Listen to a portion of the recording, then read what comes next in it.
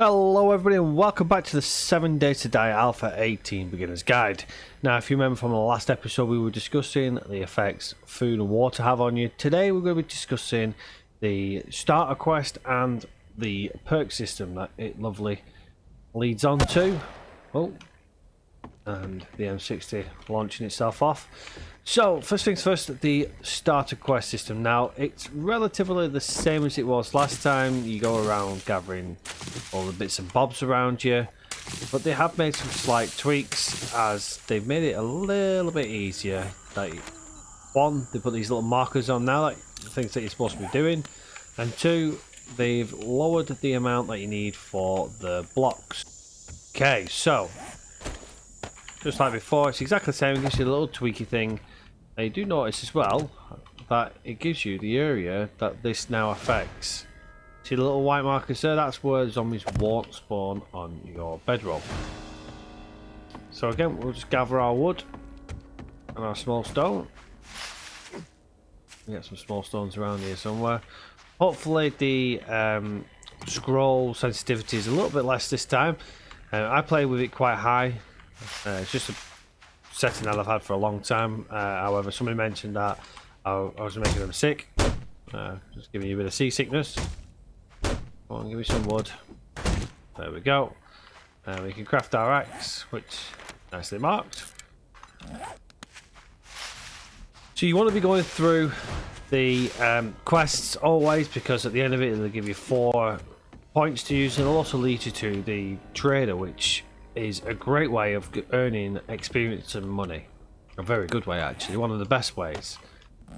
So we need to gather more plant fibers, so let's just put that in there. Let's gather the more plant fibers. Now this obviously is going to be the armor. The armor's slightly different as well. There's not as many items you have to make now. It doesn't make a massive difference. You're just going to do the pants and the shirt. If you remember from the previous version, you had to do like the legs, the legs, and you also had to do like the mask as well, and something else. I can't remember exactly what that is. Let's actually try and wear it this time. As before, you wear it, it's done. And only 2 items this time, so let's have a look at us. Yeah, that's it. That's all we're done. Okay, so now we've got to gather the wood. See, very similar to what we did in previous versions, but a lot easier. Well, it's not a lot easier, it's just a little easier, but every little helps. Gets you into the game, tells you what you need to do. That's why I'm not going through too much. It's pretty self-explanatory when you do come to do it. Okay, gather wood, fibers, leather and small stone. We'll just gather our wood here. Plant fibers.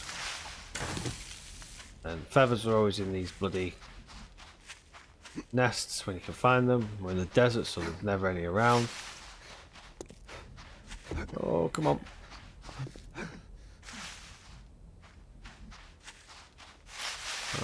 We'll grab the stones while we're going around as well. Oh, and that was it for the stones.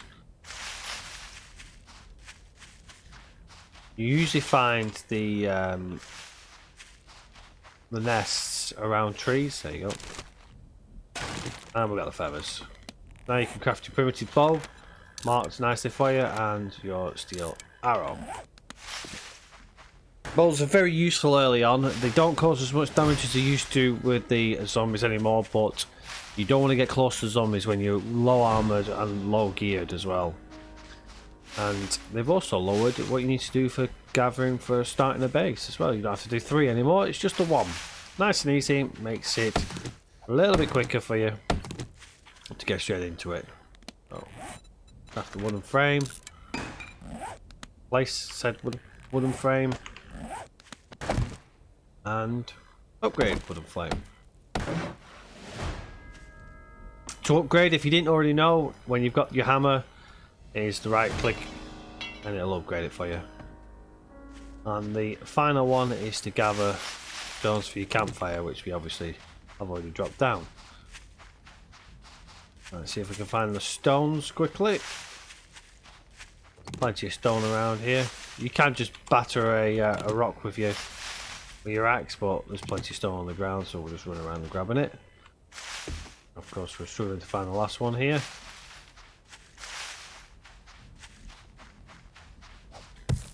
Oh. Funny looking rock. Soil. There we go, there's one there. Excellent. So, craft the campfire and then place the campfire.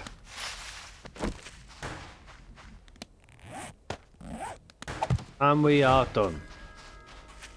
And if you get a little message, have a read of that if you want to, and then it'll give you another quest, which is Journey to the Settlement. And then if you look on your little thing at the top, little compass, it'll give you your marker where he is, and he's somewhere that way. It'll also show on your map as well. Usually does. Oh, if I look the right way, there he is. And we've also got ourselves 4 points. Now the perk system. In previous episodes, I didn't touch the perk system for a good reason, because the original version of the Alpha 17. Well, I say original, is 17 different versions, but in Alpha 17, the perk system was very, very different. In some respects, it was very dependent on how you wanted to play. It still is in this version, however, the effects it has on your gameplay and your game style is very, very different. And if you haven't played Alpha 17, this is going to mean absolutely nothing to you, so you can just treat it as you're going straight into it. But the first thing you'll notice is if you go to Intellect. Now, previously in Alpha 17, Intellect was the way you got better gear. So better stone axe, you'd increase your Intellect. That's no longer actually in there anymore, so if you have a look, there's no way of increasing your level of your items. So a couple of things to make note of. The first one is, whatever you do choose to do, bear in mind there are now things out there, and it might be worth trying to have a scout what there is. There's recipes and schematics out there that allow you to unlock things before you've learnt them. So I'll make an example of that. So we had the vegetable stew recipe that dropped when we went over to the house in episode 1. Now if I have a look and try and cook the vegetable stew, you see it is locked, and if I click on it, it says I need to have Master Chef or the vegetable stew recipe. We have the vegetable stew recipe, so we can learn that, and we can now make the vegetable stew. Obviously it needs its things to make it, but we've now unlocked it, and a lot of things are like that as well, so it's worthwhile having a look. Now if you go on to them, they will tell you if they've got recipes, and I'm pretty sure most things do, and the same for tools as well. You can unlock them as well. So if you go to, let's have a look, they're all hunting knife schematic. So if you got hunting knife schematic, you get the hunting knife. Same for the other things, and it's the same for everything else. So have a look at that. If you want to find something, then go ahead and do it. It'll also tell you which perk to go for if you want to go for a specific item. However, there's a few things you want to bear in mind. If you want to take the enemy out by range, then obviously you want to get yourself something like your Deadeye, which is your rifles and stuff like that for later down the line. You've also got Animal Tracker, which is really useful. You've still got some of the old perks from previously, like Lucky Looter and Salvage Operation. There's now lockpicking in the game, which is really handy. So instead of having to batter the vaults and the gun crates and stuff like that, you get these lockpicks that are around, and that just makes it better, basically. And if you go through each one, have a look at how you want to play. So if you want to go around, you want to get yourself a shotgun, and you want that shotgun to be the best thing in the world, then you want to perk yourself up for shotguns. But there's various other things as well, and I think they've actually got a really good balance of a mixture of each item. So for example, if we take the strength here, it's not just all about melee. So you've got the boomstick in there, that's all about shotguns, but you've also got the skull crusher, which is obviously the sledgehammer, and then you've got the clubs and bats. So there is a majority of things staying in the strength kind of category, but there's also that boomstick option for you there. The same for fortitude. You got machine guns. Machine guns don't really mean anything to fortitude, but it's in there. So if you want to level up your fortitude and you want to get something beneficial out of it as well at the same time, then you can do that as well. as I mentioned earlier, if you want to grow stuff, then living off the land is a key thing to have. You can also have iron gut, which reduces that factor for the poisoning that we discussed last time. And the other thing as well is to make note of which armor you're going to wear as well. If you're going to wear heavy armor, you might want to specialize in the heavy armor perk. Just reduces how much it kind of weighs you down and slows you down. And then obviously you've got various other things here. Archery and run and gun. That's all your agility stuff. Then you've got a couple of little bit extras in there as well. Your intellect does unlock the crafting stuff still. So you got your advanced engineering, your grease monkey, your science, precision as well if you want to use your medical stuff better. So definitely worthwhile having a look at. And then you've got the books, the perk books. And these are brand new in for Alpha 18. And if you look at each one, they are all over the world. So if you find libraries, make sure you check out the bookstores. Make sure you check out anything that's going to have a little book stand, you know, houses and stuff like that. And the idea is basically there are 7 books for each of these, and you want to have a look at each one and see what they do. As you can unlock them in different orders. You can have 1, 5, and 7 there if you wanted. You know, whichever one you find. You don't have to keep all of them until you've built your way up. You can just read them and they're done. Once you've unlocked all 7 of this, you get a special item here. So, for example, if you had the Fireman's Almanac, it gives you protection. You can craft the Fireman's Axe mod. Fire-based weapons burn 10% longer, things like that. But if you get all the way to all 7, you can then sprint longer and never be encumbered in the burnt forest. Some really good things. Learn how to craft lockpicks and break into locks 20% faster, and have a 10% lower chance to break your pick on the Great Heist. So there's loads of things there for you to play. So there's absolutely loads of ways of getting around stuff and improving on things and stuff like that. As I said, the perk system is very much how you want to play it. But bear in mind these little things where, you know, okay, yes, you want to smash your advanced engineering out because you want to start doing, you know, so that allows you to forge iron and stuff like that. That probably is, the blacksmith is probably the one thing you definitely do need to get, because obviously then you can start forging your iron. But as for everything else, you can kind of do it how you feel is the right way. Just bear in mind that everything will have an effect. So if you want to stick with light armor and then you start wearing the heavier armor, it's going to weigh you down and you're not going to get that benefit. So make sure you do kind of go into a direction you want to be taking. But that's about it for the perk system. Everything else is pretty much the same, apart from obviously the various differences in the actual perks themselves, but the costing is roughly the same.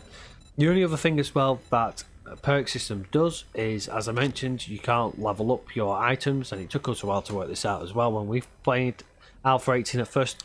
The way you do it is basically, if you want to level something up, so for example you want to do your what should we pick here? We'll pick the tools, I think. Yeah, we'll go for tools. So if you want to level up your tools, you'd use -69er, and what it does is, as you level it up, it will give you craft quality to poor items, poor tools, sorry. Increase tool damage by 10% and block damage by 30%. And there's your fur, your quality 3, quality 4, quality 5, and then your final is a little bit of a major boost in what you're doing. So that's how you increase your levels. Now, same for if you want boomsticks, that'll be for you. Shotguns, great quality shotguns. I believe level 6 items are drop only, so they're found in the world. You can't craft level 6 items, they're the rarest. But other than that, everything else is pretty much the same. Hopefully I've helped you out. It's only a short video this time because I want to kind of go through the perks, and obviously the starter quest and the little alterations to it. There isn't a massive amount on this kind of subject, but it is very important, especially the things where I pointed out with the level up of stuff. And realistically, there isn't a major worry about leveling up your tools and stuff like that. Yes, they do last longer, but the to be fair, I haven't had any problems with the amount of items I've got to be able to just make new tools, which has been pretty easy. I mean, the advantages is you got more damage on rocks and stuff like that, which makes it a lot easier for you to get your harvesting done. The only other thing I will say is they've removed the ability to repair items now, so you don't just repair it. If you want to repair it, you have to well, as a matter of fact, the bow you can't repair by the looks of it, but you can modify. You get a modifier now on a level 1 bow. The modifier system is a bit different now. Let's see if it'll allow me to... Oh, yeah, stone axe. So, repair. As you can see, it's greyed out. That is probably the only tool you're going to be able to actually... where am I going here? Repair without a repair kit now. So now they've got the repair kits in. If you want to repair your items, you need repair kits to repair them. You won't be able to just repair them with the raw materials anymore. So if it's something, listen, obviously the stone axe is easy enough because it is just a stone. But if you start getting iron axes and stuff like that, your best bet is to just scrap them and rebuild new ones, because it's not really worth... Oh, nice little loot there. It's not really worth you wasting a repair kit for a low quality axe. If you've got a level 5 axe, then you know it's worthwhile a bit more, so you might want to use one then. Obviously your weapons and stuff like that, they want to be repaired as well. But that is it for this episode. The next episode I'm going to discuss various things like the new kind of schematics and stuff like that they've brought in terms of when you're scrapping your weapons and using weapon parts and stuff like that, the modifiers and stuff like that. We'll touch on them, and we'll touch on doing a bit more survival kind of stuff and looking at building a base for day 7, because day 7 has changed. Not you know, the way it's run isn't, but it's just changed in the way in how it pans out, and took us off guard quite quickly actually. So we'll go through that as we progress through the guide. If there's anything at all you are struggling with, any questions, anything like that, let me know. I do try and make the videos a little bit later now so that I can get back to everybody about some of the stuff they've been asking. Obviously the only thing I addressed this time was the speed in which I was looking. Apparently my sensitivity is too high, so apologies to that. But if there's anything at all you'd like to know, then please make sure you leave a comment in the comment section. If you have enjoyed the video, make sure you give a thumbs up and hit that subscribe button and hit that notification if you'd like to be known when I put more up. Until next time, everybody, take care for now, and I'll see you all on the next episode. Bye bye.